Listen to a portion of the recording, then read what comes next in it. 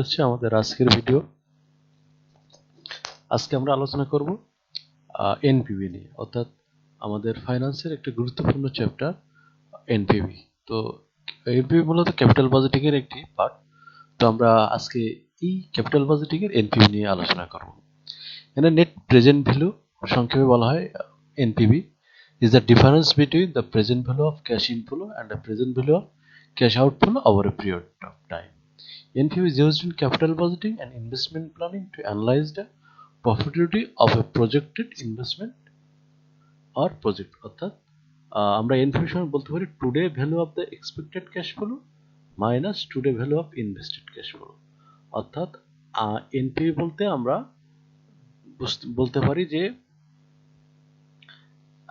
আমাদের যে ক্যাশ ফ্লোটা আমরা পাবো তার আজকের ভ্যালু কত, তার থেকে বাদ দিতে হবে আমরা যেটা ইনভেস্ট করছি ক্যাশ তার ভ্যালুটা। তো এনপিভি আমরা একটু সংক্ষেপে লিখতে পারি টিপিভি মাইনাস এনসিও। এনপিভি সম্পর্কে আমরা এই সূত্রটা ব্যবহার করতে পারি এবং এর ব্যবহারটা আমরা সামনে শিখব।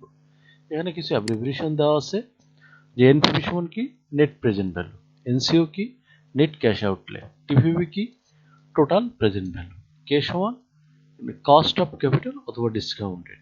এরপরে আমাদের আরেকটা পার্ট আছে internal rate of return IRR.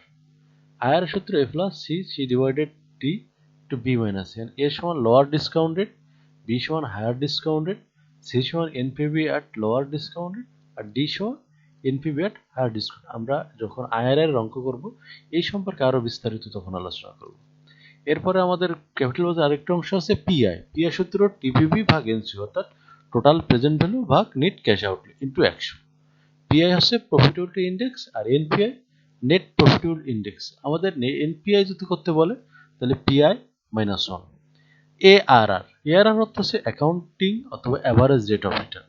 Average rate of সূত্র average EAT average investment into 100। হ্যাঁ, এখানে আমাদের আর একটু কাজ আছে, সেটা অ্যাভারেজ ইএটি। অ্যাভারেজ ইএটি বের করার সিস্টেম টোটাল ইএটি ভাগ number of year. Average investment total cost minus সেলভেজ value ভাগ 2 plus working capital plus সেলভেজ value. আমাদের ক্যাপিটাল বাজেট আরেকটি অংশ বের করতে বলতে পারে আরওআই, তা return on investment. Return on investment সূত্র অ্যাভারেজ ইএটি ভাগ এনসিও গুণ 100। তো কেমন লাগলো আমাদের আজকের এই সূত্র পর্বের প্রাথমিক আলোচনা? আমরা নেক্সট ক্লাসে নেক্সট ভিডিওতে আমরা এনপিভির আরো ডিপলি আলোচনা করব এবং ক্যাপিটাল বাজেটের আমরা সিরিয়াল অনুযায়ী ক্লাসগুলো করব। তবে আজকে এই পর্যন্ত, দেখা হবে সামনের ক্লাসে। আল্লাহ হাফেজ।